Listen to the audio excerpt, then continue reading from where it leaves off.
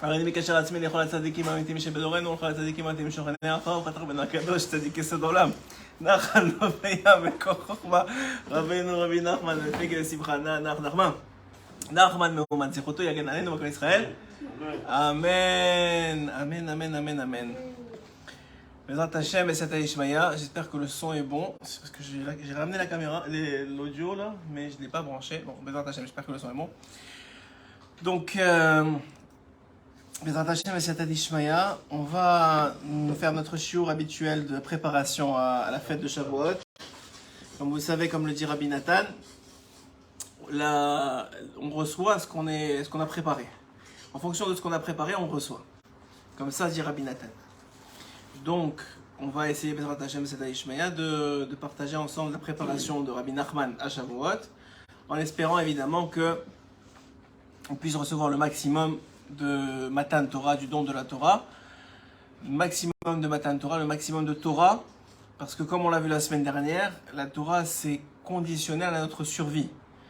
Si vous l'avez bien compris dans l'écoute à la chôte de la semaine dernière qu'on a étudié ensemble, qu'un homme sans Torah, il est abandonné. Ça veut dire il s'abandonne, il abandonne son lamaba, il n'y a pas d'autre solution pour lui. C'est pas comme si c'est un choix, il n'y a pas de solution. C'est soit il est avec la Torah, soit il s'en sort avec la Torah parce qu'il utilise les moyens que la Torah lui donne, qui sont les moyens adaptés pour illuminer son âme, réparer chaque membre de son âme et de son corps, qui sont connectés les uns avec les autres, ou bien il se laisse abandonner et après Cholet Bo, comme on dit, que tout est, que tout est Cholet Bo, ça veut dire n'importe qui peut venir et s'installer en lui, entre guillemets, et le contrôler, gérer, comme on a expliqué la semaine dernière. Donc déjà, un prérequis qu'il faut comprendre, c'est que dans Matan Torah, dans la Kabbalat Torah, on voit que dans Maseret Shabbat, c'est écrit que quand Hachem a voulu donner la Torah au Ham Israël, il leur a mis, comme dit le Midrash, ma montagne sur la tête. Il leur a dit, soit vous acceptez la Torah, soit vous... dites-moi si le son est bon, Bezrat Hachem. Soit vous avez accepté la Torah, soit vous partez de ce monde ici, je vous tue ici. Et là-bas, ils ont dit, le Sod, ce secret si fort qui les a sauvés de la mort, Naaseh Venishma. Naaseh Venishma, on fera et on comprendra. Et là, tous les anges dans le ciel se sont exclamés, mais comment ils connaissent ce secret? Comment ils connaissent ce secret? Et Hachem a envoyé sur chaque homme 600 000 anges, dit la Gemara dans ma Masechet Brachot, 600 000 anges pour chaque homme, pour installer sur chaque homme entre 20 et 60 ans, donc les hommes qui ont reçu la Torah. Merci. Entre les hommes d'entre 20 et 60 ans, 2 couronnes, vous voyez? Sur chaque individu, en vérité, 2 couronnes, un pour Naaseh, un pour Nishma, ouais? Un pour qu'ils ont fait, un qu'ils ont appris. Donc 2 couronnes. Alors pose les Chachamim la question suivante. Ils disent, la question suivante c'est quoi?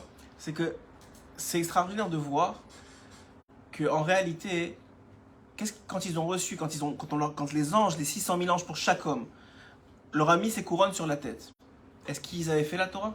Est-ce qu'ils avaient étudié la Torah? Est-ce qu'ils avaient fait Shabbat? Est-ce qu'ils avaient mangé kasher? Ils n'avaient rien fait encore. Ils n'avaient rien fait. Tout ce qu'ils avaient fait, c'est accepter sur eux la Torah. Ils ont fait Kabbalat Torah. Sans la connaître, sans savoir ce qu'il y a à faire, dans les moindres détails, ils avaient une idée, j'imagine, mais sans savoir exactement ce qu'il y a à faire, ils ont fait Kabbalat Torah. On voit de là quelque chose qui est vraiment extraordinaire. On comprend de là qu'en réalité, c'est fou à comprendre, mais écoutez bien, en réalité, à partir du moment où un homme, il est prêt à recevoir de la Torah, Hachem lui donne le sachar, le bien qui vient avec, avant même qu'il ait fait cette Torah-là, ou qu'il ait accompli cette Torah-là, ou qu'il ait étudié cette Torah-là. De là apprennent les sages que le jour de Shavuot, c'est un jour de Kabbalat Torah, c'est-à-dire qu'on demande d'abord à l'homme, est-ce que tu veux de la Torah? Tu veux de la Torah? Si tu dis oui, je veux de la Torah. Moi, jusqu'à aujourd'hui, j'étudie une heure par semaine. Je vais étudier 3 heures, 5 heures, 10 heures par semaine. C'est ça que je veux. Ah, toi tu veux, alors on va te donner le bien qui vient avec et les capacités de le faire. Donc en réalité, ce qui dépend de l'homme, et ça c'est un grand secret chez Rabbi Nathan, c'est Haratson. C'est la volonté. Et la volonté, elle vient quand? Le jour de Shavuot. Parce que le jour de Shavuot est distribué toute la Torah qui va être donnée pendant toute l'année jusqu'au Shavuot d'après. Donc, en fonction de la préparation, évidemment, depuis Pessah, des 49 jours du Homer, et toute la préparation qu'on va faire, on va recevoir une certaine quantité de Torah. La Torah, c'est pas seulement les pages d'études, mais c'est surtout l'effet que la Torah aura sur nous. Parce que quel est exactement, qu'est-ce que ça veut dire? Moi, je pose toujours cette question, c'est une question que Rabbi Nachman pose. Qu'est-ce qui est jugé à 120 ans? Qui c'est qui rentre au Gan Eden? Est-ce que c'est les pages de Gemara et de Mishnah et de l'Écouté Moharan que vous avez étudiées? Ou est-ce que c'est vous?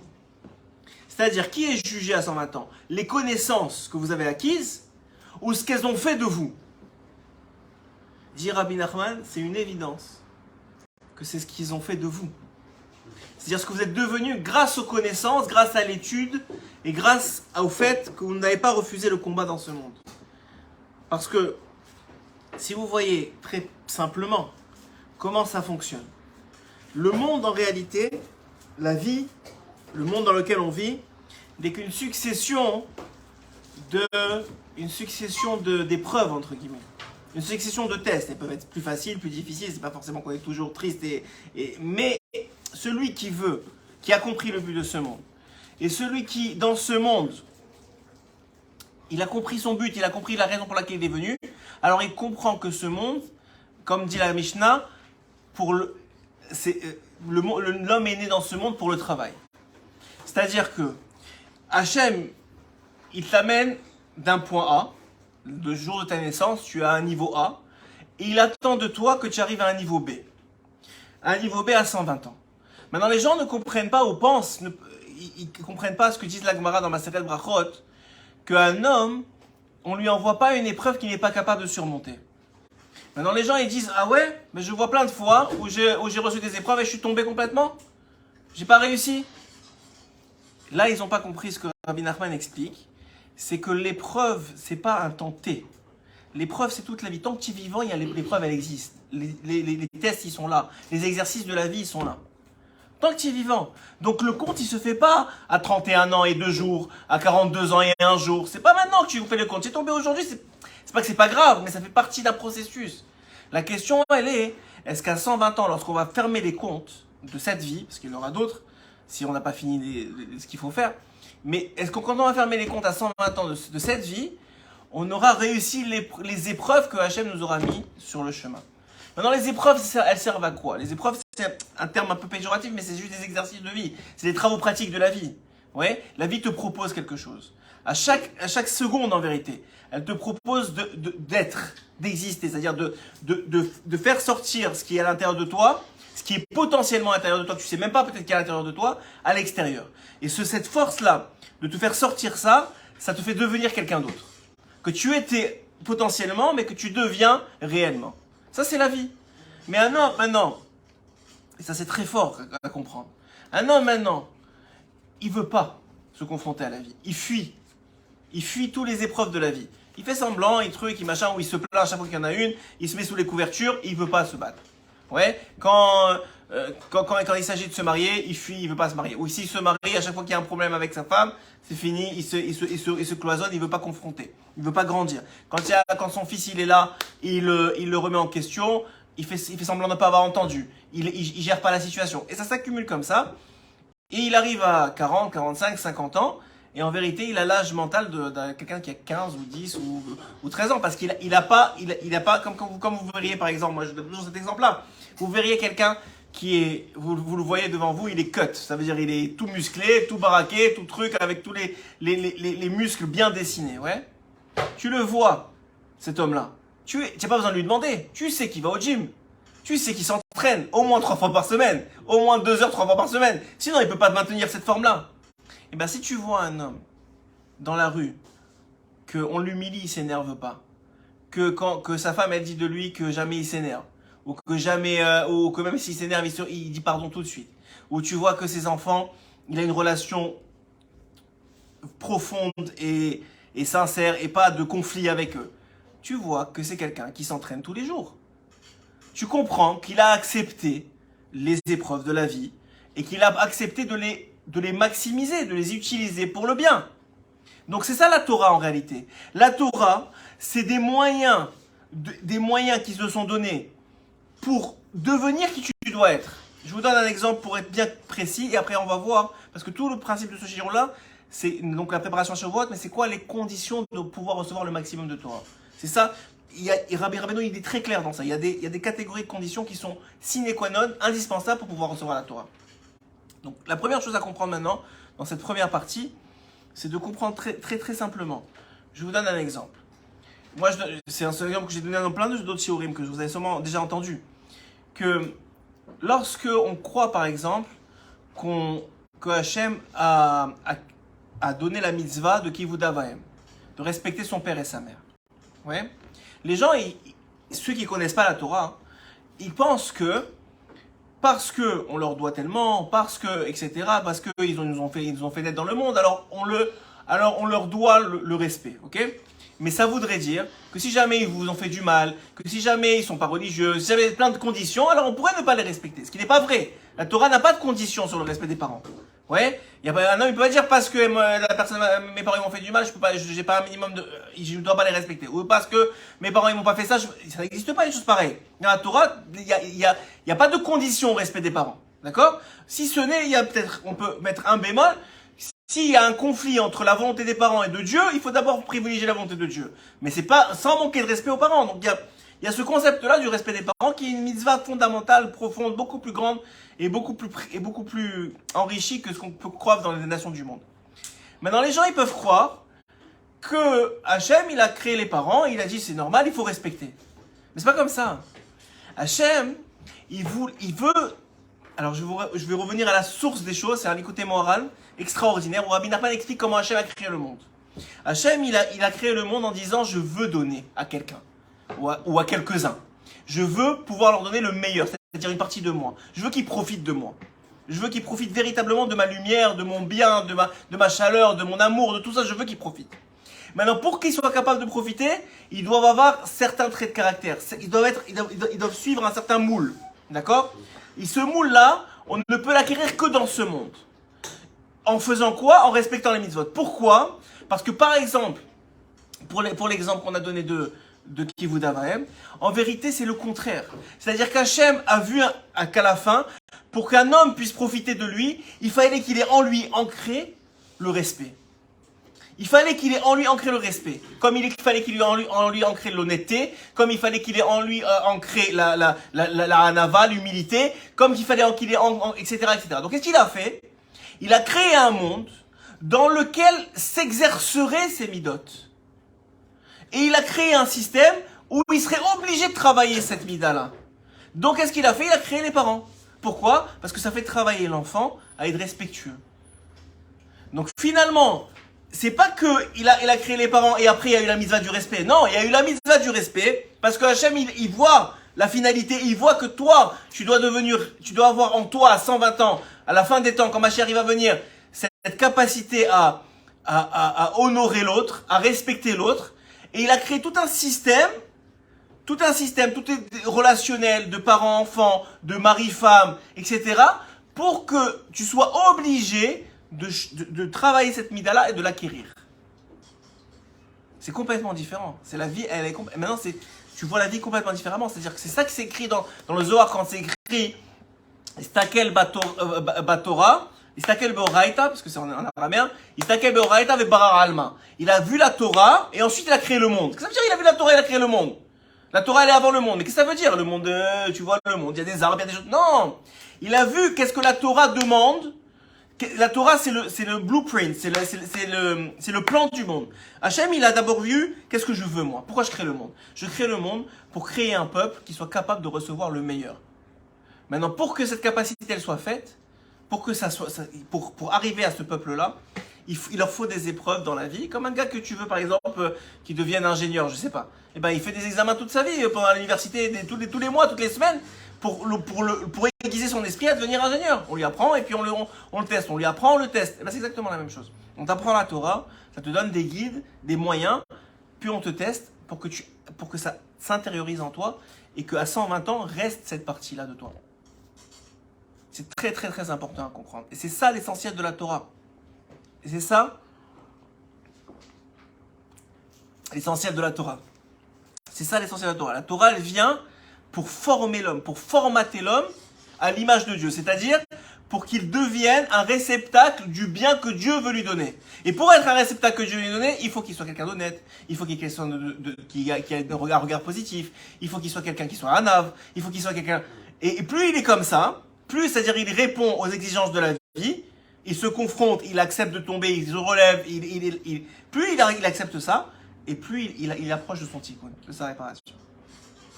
Maintenant, dit Rabbi Nachman, la première condition pour recevoir la Torah, maintenant vous avez compris quel est le but de tout ça, et pourquoi c'est tellement important, et pourquoi ce jour de Shavuot, il est tellement propice à un changement complet de l'individu, parce que sans Torah, tu ne changes pas. Et même avec la Torah, il faut beaucoup d'efforts pour changer, il faut accepter, il ne faut pas seulement accepter de connaître la Torah, il faut accepter de l'appliquer et de la vivre. C'est complètement différent. Un homme, il peut savoir qu'il faut se réveiller à net, mais il ne se réveille pas. Tu comprends ? Il y a un monde entre la connaissance et la réalité. Pour chacun d'entre nous. Et pour chaque mitzvah. Donc maintenant, dit Rabbi Nachman de Breslev quelque chose d'extraordinaire. Il dit la première chose qu'un homme doit acquérir, et c'est la plus difficile, c'est à l'image de Moshe Rabbeinu. Moshe Rabbeinu, c'est lui qui a reçu la Torah.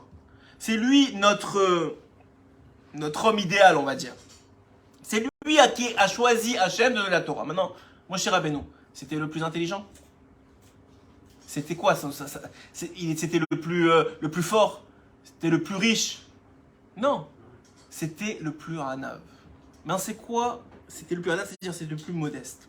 C'est-à-dire que Hachem, et c'est le même principe pourquoi il a donné, c'est d'ailleurs Rabbi Nathan qui le rapporte, pourquoi il a donné la Torah dans le désert et sur le mont Sinaï, parce que le Sinaï c'est la montagne la plus hanav, on raconte ça aux enfants de 5 ans, qu'elle s'est pas battue, et qu'elle s'est tue, elle n'est pas venue réclamer quoi que ce soit, et les autres ils sont venus chacune après chaque, le Hartavor et toutes les montagnes du monde ils sont venus dire moi je veux recevoir la Torah, moi je veux recevoir la Torah, et lui, il était dans son coin, il a dit moi de toute façon je suis tout petit, j'ai pas rien. On voit chez David Amelech la même chose, on a parlé de David Amelech il y a 2 shiurim, il était complètement, personne ne croyait qu'il allait devenir roi, même ses propres frères, même son propre père il a dit jamais lui, mais pourtant c'était lui qui l'a choisi, parce que Hachem il voit l'intériorité de la personne. Il ne voit pas est-ce que c'est clinquant ou pas. Et il voit la hanava de la personne. Et c'est quoi la hanava? Et ça, c'est un concept que Rabbi Nachman explique de façon tellement extraordinaire que ça vaut la peine d'écouter juste cette partie-là. Rabbi Nachman, il dit quelque chose comme ça. Il dit, c'est quoi la hanava? La hanava, c'est... En vérité, on va essayer d'expliquer à l'envers. L'orgueil, donc l'humilité, c'est la hanava. La ga'ava, c'est quoi?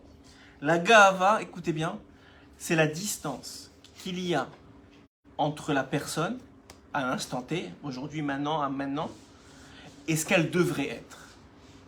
C'est la distance qui sépare ces deux êtres. Cet être qu'il est maintenant, et ce qu'il aurait dû être s'il avait réussi à potentialiser toutes les journées de sa vie et toutes les épreuves de sa vie, et qu'il avait réussi à accepter, à intérioriser toute la Torah et toutes les que Hachem lui propose à chaque instant, à chaque jour. Ça veut dire qu'en réalité, la personne, elle ne fait pas exprès d'être orgueilleuse. Elle est en train de compenser le manque qu'elle a entre ce qu'elle devrait être et ce qu'elle est vraiment. C'est-à-dire qu'en réalité, plus la personne elle est vide, plus la personne il lui manque, plus la personne ne s'est pas construite, plus elle est orgueilleuse. Pourquoi? Parce que plus elle compense face à l'autre, parce qu'elle ne veut pas montrer, parce qu'elle-même elle sait qu'elle n'est pas au niveau de ce qu'elle devrait être. Elle n'est pas le père qu'elle devrait être, elle n'est pas le mari qu'elle devrait être. Moi je parle au masculin, mais c'est exactement la même chose au féminin. C'est juste que moi je suis un homme, donc je parle au masculin. Oui, elle n'est pas le père qu'elle devrait être, elle n'est pas le mari qu'elle devrait être, elle n'est pas le patron qu'il devrait être, elle n'est pas l'homme honnête qu'il devrait être, etc. Donc il est obligé de compenser et de mettre une façade, de beaucoup parler, beaucoup montrer, etc. pour compenser le manque de réalisation qu'il a eu par rapport à ce qu'il devrait être. Ça c'est la gava. Donc à l'inverse, c'est quoi la hanava? Qu'est-ce qu'il a fait Moshe? Moshe, il a maximisé toutes les expériences de vie pour devenir ce que Hachem voulait de lui. Et quand il est arrivé au moment où il devait recevoir la Torah, il était exactement au point maximal qu'il devait atteindre, à cet instant T. Et donc quoi? Ça veut dire qu'il n'y avait plus d'espace entre ce qu'il aurait dû être et ce qu'il était vraiment. Et donc ça veut dire quoi? Ça veut dire qu'il n'y avait plus d'espace pour la matérialité. Pourquoi est-ce que Moshe Rabbeinu il est monté 40 jours, 40 nuits et ça ne l'a pas dérangé de ne pas manger? Ça n'a pas dérangé de pas regarder la télé, ça n'a pas dérangé de ne pas boire, ça n'a pas dérangé de pas parler avec les autres. Parce qu'il était tellement qui devait être, qu'il n'y avait plus d'espace pour la matérialité. Il a rempli son intériorité, il a rempli sa neshama, il a rempli sa spiritualité, tellement fort, il était tellement construit, qu'il n'y avait plus d'espace pour la matérialité. Parce que c'est quoi, qui on est vraiment? On est la partie d'Hachem qui est en nous. Ouais, ce qui dit le Tanya, et même Rabbeinu, il rapporte ça, cette idée-là, qu'on est ce Chelek et Melokam Imal. On est la partie d'Hachem en nous. Donc maintenant, plus on se construit, plus on fait prendre la place de la partie d'Hachem qui est en nous, et moins la matérialité, le corps, il prend de la place. La preuve, c'est quoi la différence entre un tzaddik et un rachat? C'est que le tzaddik, il est cholette sur son corps, il est cholette sur ses désirs. Cholette, ça veut dire il dirige, il gère, il contrôle ses désirs, son corps, etc. Finalement, c'est un tzaddik, il a réussi à potentialiser toutes les jours de sa vie, ce qui existe sur Abraham Avinu. Abraham Avinu s'écrit, il est venu Baba Yamim, il est venu avec ses jours. Ça veut dire quoi? À la fin de sa vie, il a potentialisé ses jours. Mais même lui, il n'est pas arrivé à Moshe Rabbeinu. Parce que lui, il a dit, nous on est de la poussière. Mais Moshe Rabbeinu, il a dit, ma. Qui on est? Qu'est-ce qu'on est? Ça veut dire, il est arrivé à tellement... C'est pas qu'est-ce qu'on est, on est rien. Ça veut dire, qu'est-ce qu'on est? À part Hachem, qu'est-ce qu'on est? À part la partie d'Hachem qui est en nous, l'âme qui est en nous, l'âme divine, qu'est-ce qu'on est? Rien. Le corps, il s'en va, il va pourrir. Toi, tu me dis, je suis un corps. Tu me dis, je suis un désir. Tu me dis, je suis une envie. Mais non, c'est rien, ça. Qu'est-ce qu'on est, nous? On est toi. C'est toi qui nous as insufflé l'âme dans le corps. On est toi avec la capacité de choisir. Finalement, c'est ça. Et c'est ça qui fait que, dit Rabbi Nachman, à la fin, Hachem, qu'est-ce qu'il voulait? Il voulait pas un autre Dieu. Il voulait créer une entité, qui est le peuple d'Israël, qui vienne de lui, mais qui soit quelque chose de différent de lui, qui soit capable de mériter ce qu'il a à donner. Exactement comme un enfant. Un enfant, c'est mon fils, il est proche de moi, je l'aime, il est dans mon cœur, mais c'est pas moi. C'est pas moi, c'est mon fils. Alors exactement la même chose entre nous et Hachem. Il voulait un enfant qui soit capable de recevoir de lui. Mais pour ça, il faut l'éduquer, le fils. Il faut qu'il grandisse, il faut qu'il s'éduque, il faut qu'il comprenne, il faut qu'il choisisse, etc., etc. Ça, c'est le principe de la Hanava. Donc, dit Rabbi Nachman de Breslev, la Hanava, c'est de ne pas laisser de distance entre ce que tu devrais être et ce que tu es vraiment. Ok? Et il dit, maintenant, Rabbi Nachman, il ne te laisse pas juste comme ça avec une phrase, une idée. Il te donne le chemin à suivre. Et il te dit, maintenant, tu veux être un Hanav pour recevoir la Torah? Tu as une seule solution. Et c'est vraiment très beau comment il le dit. Il dit, tu as une seule solution. Ifshar lavo, c'est dans la Torah 52. Ifshar lavo l'idée bitoul. C'est impossible, dit Rabbi Nachman, d'arriver au bitoul, c'est-à-dire à l'annulation de soi, pour faire exister la partie de Dieu qui est en toi, c'est-à-dire celle qui veut faire les mitzvot, la Torah, etc., qui n'est pas tous les autres désirs que le monde t'impose, qui im al yedei idbodedut, que si seulement tu fais idbodedut. Idbodedut, c'est-à-dire que tu t'isoles avec Akadosh Baruch Hu. Seulement si tu t'isoles avec Hachem, pour parler avec lui, c'est la seule façon, dit Rabbi Nachman. Vous pouvez essayer toutes les autres, vous n'arriverez pas à l'humilité. C'est la seule façon que vous arriverez à la vraie humilité, à la vraie annulation. Et c'est pour ça que David Ameller était berger. Des heures, il parlait avec Hachem. C'est pour ça que Moshe Rabbeinu était berger, parce qu'il des heures, il parlait avec Hachem. Il était tout seul avec ses moutons en train de parler avec Hachem. C'est pour ça qu'Hachem les a forcés à être seuls avec lui. Parce qu'il voulait qu'ils arrivent à cette humilité. Et c'est la seule façon, dit Rabbi Nachman. Ifshar, c'est pas possible autrement. Ne croyez pas, il n'y a pas, je vous donne la solution. Quelqu'un il dit, c'est ça le problème. Il te dit, ok, c'est quoi la solution? Tu lui donnes la solution? Ah non, pas celle-là, donne-moi une autre. Je te donne la solution. Tu veux être Moshe Rabbeinu dans le sens, toi, tu veux devenir ton Moshe Rabbeinu, celui qui réussit à profiter de cette vie au maximum pour devenir ce que tu dois être à 120 ans. Ifshar, il n'y a pas possibilité qui a l'aider Idbodedut. Alors maintenant, il va dire, c'est quoi la Idbodedut? C'est quoi la Idbodedut selon Rabbi Nachman? D'abord, il explique qu'il y a l'aider chez Mitboded, on farait Sirato Beno Leven Kono. Parce qu'à travers le fait qu'un homme, il parle avec Hachem, il discute avec lui, il lui raconte sa vie, ses problèmes, ses difficultés, il accepte qu'il a des défauts, il les présente devant Hachem, il lui dit aide-moi dans ces défauts-là, il le remercie pour tout le bien qu'il lui donne. Il fait tout ce travail-là, ce travail qu'il fait à travers la parole, ce travail qu'il fait avec Hachem. Alors, grâce à ça, il arrive à annuler tous les mauvais traits de caractère qu'il a et tous les ta'avot, tous les mauvais désirs qu'il a.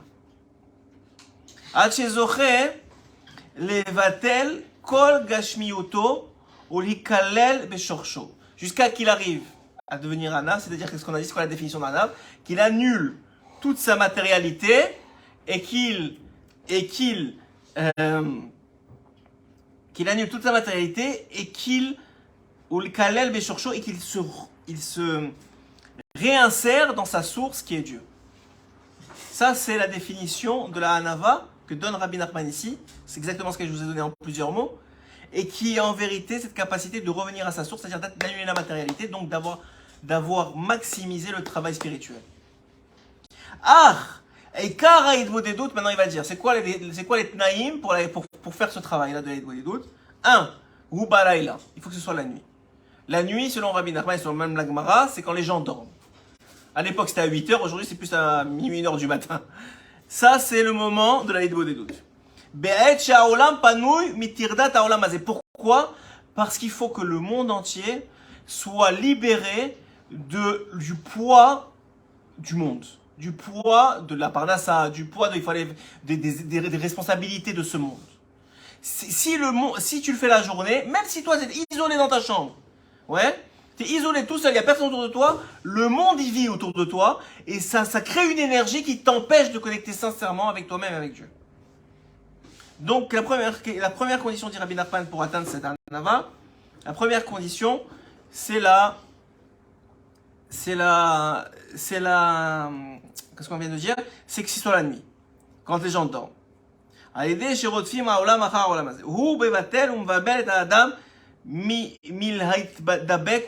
que le monde, il empêche l'homme, le brouhaha du monde, même si c'est tout seul dans ta chambre encore une fois, il empêche l'homme de se connecter et de vraiment faire ce travail-là.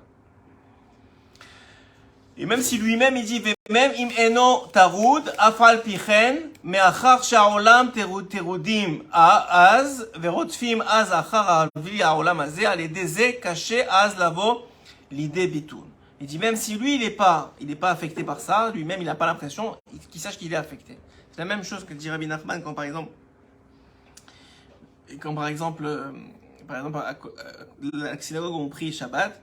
Malheureusement, à côté, sur toute la rue, il y a une épicerie ouverte. Tout le reste est fermé, Baruch Hashem. Bon, il y en a une épicerie, malheureusement, elle est ouverte. Et les enfants, ils me disent, à chaque fois que j'arrive à l'épicerie, parce que c'est le chemin pour retourner chez moi, je contourne, tu vois, je ne traverse pas, je contourne. Alors les enfants, ils me demandent toujours, mais pourquoi tu contournes? Alors je dis que Rabbi Nachman, il a dit que de la même façon que s'il y avait un tas de poubelles à un endroit, ça purait. Donc tu aurais pas envie de passer à travers parce que tu vas maintenant tes habits et tout ça, tu vas sentir cette odeur-là. Tu vas sortir de là, mais tu vas sentir ça. Il dit c'est la même chose spirituellement. Si tu vas à un endroit où il y a des avérotes, où c'est un endroit de avérote, un endroit de faute, spirituellement ça pue, tu le sens pas, mais ton âme elle le sent. Et tu passes par là-bas, elle est imprégnée de cette odeur. Donc il faut faire attention où tu passes. Ok, ça c'est une des choses. Mais pour dire quoi? Qu'on comprend qu'il y a un aspect spirituel, que même si tu vois pas, que physiquement tu vois rien, tu es tout seul dans ta chambre, le monde, c'est la journée, le monde il vit, le monde il court après l'argent, le monde il court après les responsabilités, il faut payer les chèques, il faut faire ça, alors tu peux pas.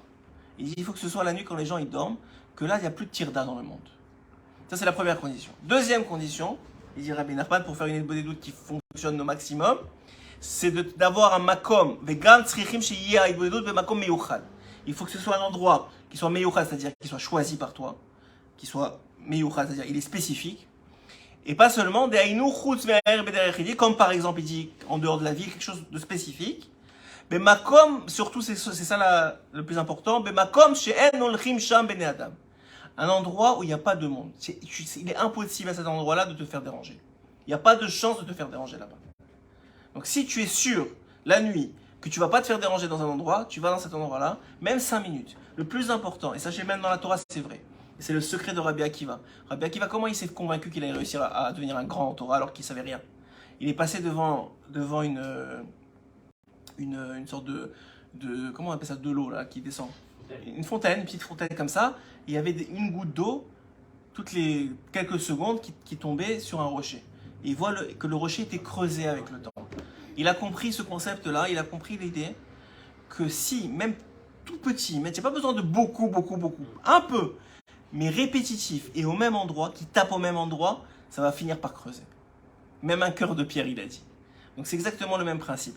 C'est vrai que beaucoup ils disent, ouais, Rabbi Nachman il a dit 1 heure, il y en a même qui font 2 heures.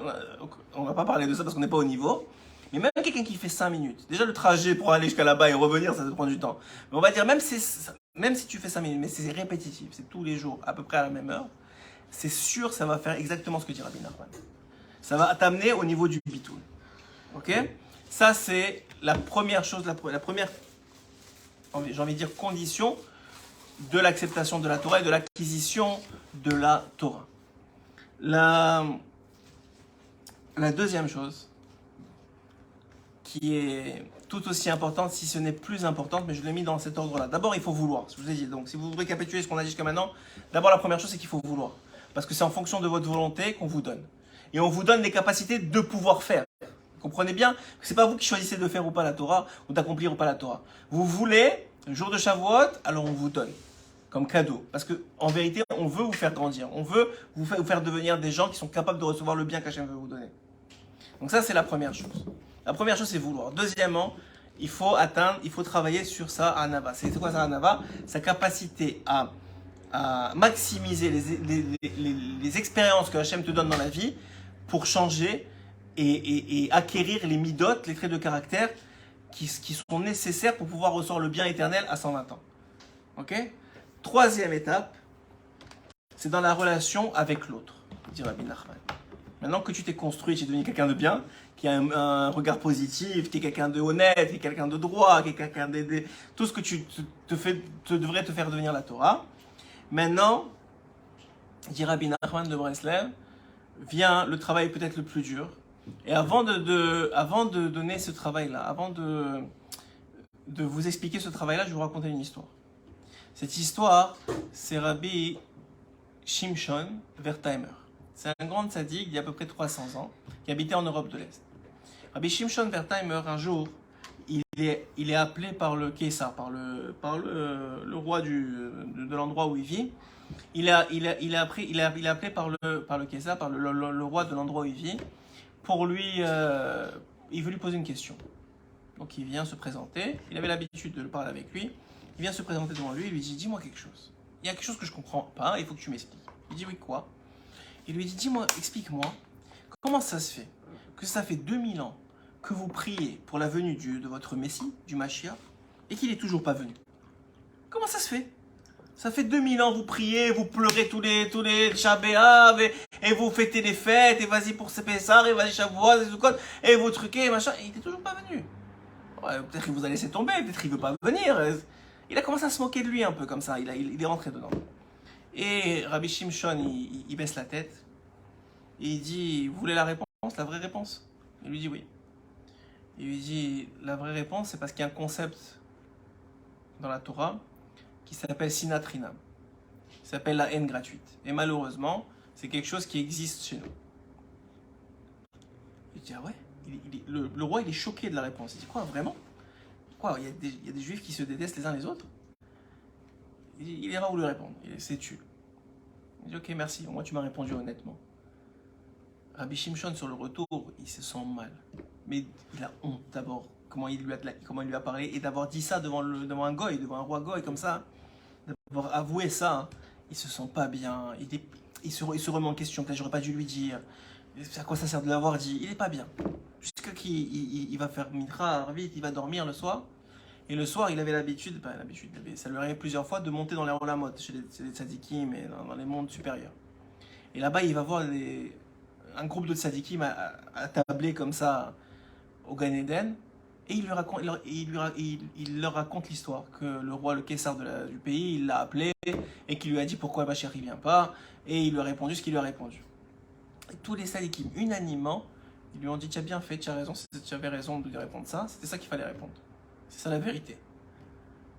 Et là, il se sent apaisé, il se réveille le matin, il sent apaisé qu'au moins il a fait la bonne chose de répondre cette chose-là. Maintenant, du côté du roi, hein, il n'arrive pas à croire ça. Donc qu'est-ce qu'il fait? Il fait tout un subterfuge pour se déguiser en juif et pour aller, pas au Mela, parce que c'était en Europe de l'Est, mais au ghetto là. Donc pour se présenter au ghetto. Et en se présentant au ghetto, il sait que les juifs sont des gens qui sont, Baruch Hashem, très accueillants, qui ont la mitzvah en plus d'Artanas Adorim. Il se déguise en juif, il tape à la première porte et ça ne manque pas, on l'accueille, on lui donne à manger, du thé, du pain, ce qu'il y avait à table, on lui donne un lit, etc. On le reçoit super bien. Et puis arrive le lendemain matin, il dort, le lendemain matin il se réveille, on lui demande est-ce qu'il a besoin de quelque chose, le balabait, le propriétaire de la maison, il lui dit est-ce que vous avez besoin de quelque chose d'autre? Alors il lui dit je dois arriver au palais du roi, est-ce que vous croyez que vous pouvez m'accompagner? Je lui dis mais tu es juif, tu sais que si tu n'es pas invité, ils vont te faire des problèmes et tout. Non, j'ai rendez-vous là-bas, je dois aller. Ok, pas de problème, je t'amène. Il l'amène jusqu'au palais du roi, ils arrivent à la porte du palais. Il lui dit, est-ce que tu peux me prêter ton habit? Je suis mal habillé, je vais me présenter devant le roi, est-ce que tu peux me prêter ton habit? Alors le juif lui dit, pas de problème, je te prête mon habit. Ok, attends-moi ici, ça va pas prendre beaucoup de temps. Il s'en va, une demi-heure, 1 heure passe, le juif il attend. Et là, à ce moment-là, il y a un garde qui vient voir le juif. Il lui dit, le roi il veut vous voir. Le roi il veut, je connais pas le roi, qu'est-ce qu'il veut me voir? Ah, il s'est fait plein de films dans la tête. L'autre, il a fait des problèmes. Peut-être il a fait tant, il a accusé de quelque chose qu'il n'avait pas fait. Bon, il stresse. Il arrive devant le roi. D'abord, on le fait passer une chambre, 2 chambres. C'est comment c'est dans les, comment vous savez comment c'est dans les palais. Et là, il arrive véritablement devant le roi. Et le roi, il le voit de loin. Donc, il lui dit, tu me reconnais? Non, je ne vous ai jamais vu, je ne vous ai jamais parlé, je ne vous connais pas. Il lui dit, tu reconnais ce béguet, ce manteau, tu reconnais? Il dit, oui, c'est le mien. Alors il se dit, peut-être il m'a eu, je sais pas, il a fait quelque chose avec mon manteau. Il lui dit, et tu te rappelles pas que tu m'as reçu hier soir? Il dit, quoi, c'est vous que j'ai reçu? Alors là, il est incroyable, il dit, heureusement que je l'ai bien reçu, sinon j'aurais... il commence à parler avec le roi, etc. Il lui dit, maintenant, puisque tu m'as tellement bien reçu, et que tu as eu l'honneur d'avoir le roi chez toi, je veux te récompenser. Qu'est-ce que tu veux? Demande-moi quelque chose, je fais. Donc lui, le roi, dans sa tête, il s'attend, donne-moi $1 million, ou donne-moi, je sais pas moi, tu peux faire ce que tu veux, tu peux demander ce que tu veux. Qu'est-ce qu'il lui dit, le balabait de la maison? Il lui dit, vous savez, en face de mon magasin, il y a un autre juif qui a ouvert le même magasin que moi. Est-ce que vous pourriez faire un décret pour qu'il ferme? Alors le roi, il entend ça.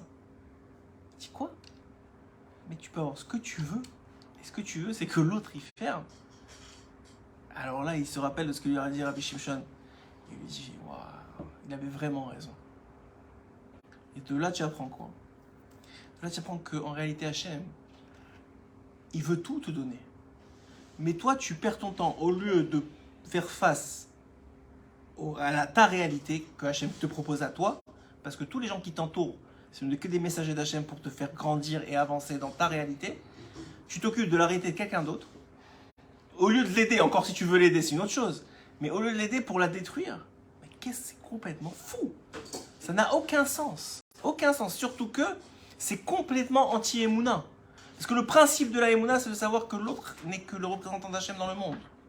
Le principe de la Emouna, c'est de savoir que quand ton fils, il te parle, c'est Hachem qui cherche quelque chose de toi, beaucoup plus que toi qui devrais éduquer ton fils.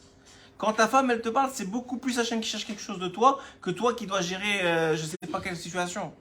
C'est comment Hachem il veut te construire. C'est un exercice de musculation que tu es en train de faire à ce moment-là. Et toi, tu jettes le poids sur l'autre. Ça fait aucun sens. Il dit Rabbi Nachman, c'est beaucoup plus grave que ça. Il dit Rabbi Nachman, pourquoi c'est tellement connecté à l'acquisition de la Torah? Regardez ce qu'il dit dans la Sirot Haran Tzadik Aleph.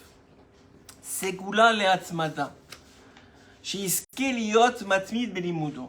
Pour être quelqu'un qui puisse mériter d'étudier la Torah, et pas seulement d'étudier, mais de recevoir le bien qu'il y a avec l'étude. Il doit faire très très attention de ne jamais parler mal contre un homme d'Israël ou une femme d'Israël. Kémoche, encore plus parler, si c'est encore plus regarder, encore plus critiquer, même parler. Hein. Kémoche, Kala. Alors il explique pourquoi. Et c'est ça, regardez, c'est extraordinaire sa vision. C'est une vision qui est véridique, mais c'est extraordinaire sa vision. Regardez ce qu'il dit Rabbi Nachman. Kémoche, Akala, Hiyafa, Azay, Ahava, Beshlemut. De la même façon que la Kala, la mariée, elle est belle aux yeux de son mari parce qu'il n'y voit aucun défaut. Il vient de se marier, donc il n'y voit encore aucun défaut, oui. C'est au début du mariage. Pour l'instant, tout est beau, tout est joli. Donc il n'y voit encore aucun défaut. La première rencontre, etc. Il est amoureux, il voit pas les défauts, donc elle est belle à ses yeux. Et donc il l'aime, et son amour est proportionnel au fait qu'il ne voit pas ses défauts, au fait qu'il la trouve parfaite, en tout cas au moins pour lui. Oui. Et bien il dit c'est exactement la même chose avec la Torah. Pourquoi? Parce que la Torah, elle est composée des 600 000 âmes juives. Donc si maintenant, toi, à tes yeux, il y a une ou plusieurs des âmes juives qui ont plein de défauts, donc en vérité, ta Torah, à tes yeux, elle aura plein de défauts. Parce que maintenant, tu viens de rendre pas saoul ta Torah. Comment? Toi, tu as un rouleau de Torah et tu viens d'effacer une lettre ici, une lettre là, celle-là, elle ne vaut pas ici, celle-là, il faut qu'elle soit là. Donc qu'est-ce qui se passe à ce moment-là? Qu'est-ce qui se passe à ce moment-là? À ce moment-là, tu n'es plus attiré par la Torah. Tu n'as plus le bon goût qui vient avec la Torah. Tu n'as plus l'amour de la Torah. Pourquoi? Parce que tu as abîmé ta Torah. Comment? En regardant et en parlant et en voyant le mal chez l'autre juif. Parce qu'il fait partie de la Torah. Regardez comment Rabbi Nachman y réfléchit. Comment il explique les choses. C'est extraordinaire ce qu'il dit ici. Il dit, c'est le secret du Baal Shem Tov. Les élèves du Baal Shem Tov, ils étaient toujours étonnés qu'ils ne voyaient que le bien chez l'autre. Et Rabbi Nachman, la même chose. Ils ne voyaient que le bien. Il n'y avait que le bien chez l'autre. Pourquoi? Parce que sa Torah, elle était parfaite. Elle était complète. C'était un vrai Sefer Torah. Vous savez très bien que si dans un Sefer Torah, il manque une lettre, il n'est pas saoul. On ne peut pas le sortir, on ne peut pas lire dedans, on ne peut pas prier, il n'est pas saoul. Il dit la même chose. Il dit la même chose avec l'homme lui-même. Chaque homme, il vient avec sa Torah. Et sa Torah, elle est composée des 600 000 âmes juives. Et si lui, maintenant, il a des problèmes avec lui, il a des problèmes avec elle, il a des problèmes avec celui-là, il a des problèmes avec celle-là, alors maintenant, qu'est-ce qui se passe? Il vient d'abîmer sa Torah, il ne sera plus ni attiré par elle, de la même façon qu'un mari ne sera plus attiré par sa femme s'il voit que c'est défaut, ou une femme avec son mari, il ne l'aimera plus comme il devrait l'aimer, parce qu'il ne voit plus sa beauté, parce qu'il n'y a pas d'ardoute. Et à contrario, dit Rabbi Nathan dans l'écoute à la Chod, pourquoi c'est écrit Keish echad belev echad? On a reçu la Torah comment? Comme un seul homme avec un seul cœur. C'est la condition sine qua non pour recevoir la Torah. Mais on dit Rabbi Nachman, si on n'arrive pas, Rabbi Nathan dit, si on n'arrive pas à faire comme à Matan Torah, on était les 600 000 unis, au moins faites des groupes. Faites des groupes de 10, 15 qui sont unis ensemble, pour que eux, au moins, ils reçoivent peut-être pas toute la Torah, mais des galoutes de Torah, des parties de la Torah leur seront révélées parce qu'ils sont unis ensemble, parce qu'ils s'aiment ensemble, parce qu'ils se voient bien ensemble. Incroyable, incroyable ce que tu as dit. Donc voilà, on a vu ici, et c'est déjà beaucoup de travail, 2 conditions sine qua non à l'acquisition de la Torah. Même 3. La première, c'est de vouloir, mais ça c'est la base. Tu veux pas, tu n'auras pas. La deuxième, c'est le travail sur soi quotidien, à tous les instants de réalisation de soi pour réduire l'espace entre ce que tu es et ce que tu devrais être. Aux yeux de Dieu, pas aux yeux de n'importe qui, aux yeux de Dieu. Et puis la troisième chose, c'est ce travail, une fois que tu es construit, ce travail sur le regard que tu dois avoir sur l'autre qui ne doit être que positif, qui ne doit sortir que le positif. Et ce regard et cet amour que tu dois avoir de l'autre qui fera que tu garderas cette Torah que tu as étudiée, qu'elle sera bonne à tes yeux, qu'elle aura du goût, que tu seras attiré par elle. Ça, c'est les 3 conditions à l'acquisition de la Torah à Matan Torah. C'est exactement ce qu'on demande d'ici Shavuot et le jour de Shavuot. C'est de recevoir cette Torah-là et de pouvoir qu'elle puisse se pénétrer. Pas que ce soit toi là et la Torah à côté. Que ce soit quelqu'un qui vient avec sa Torah Beyado, avec sa Torah à lui, il vient en Alamaba, il est devenu quelqu'un grâce à cette Torah-là. Et c'est ce qu'on peut souhaiter, c'est tellement difficile. Tellement, c'est pas... Ce qu'on a dit, c'est un travail de plusieurs vies. Je sais même pas une vie, je pense pas, de plusieurs vies. Mais au moins, on sait que c'est ça le travail. on est prêt à le faire, et on est prêt à avancer. Et c'est déjà énorme, c'est déjà énorme. Voilà l'idée qu'on voulait partager. Et rappelez-vous toujours que, comme pour la mitzvah des parents, que quelqu'un qui dirait, moi je n'ai pas de relation avec mes parents parce qu'ils sont comme ça, comme ça, comme ça, sache que c'est pas, tu n'as pas compris la Torah. La Torah ne t'a pas demandé de respecter tes parents parce qu'ils sont comme ça, comme ça, comme ça, ou méritent d'être respectés. Elle t'a demandé ça pour toi, pour que tu sois capable de respecter l'autre, capable de respecter Dieu, capable de recevoir de Dieu et de le respecter. Mais pour ça, il faut avoir déjà respecté les gens autour de toi. Et c'est vrai pour chaque chose que Hachem t'a demandé, c'est fait pour toi, pour te construire toi, et pour acquérir, Bezrat Hachem, la Torah. Chazak ou Baruch.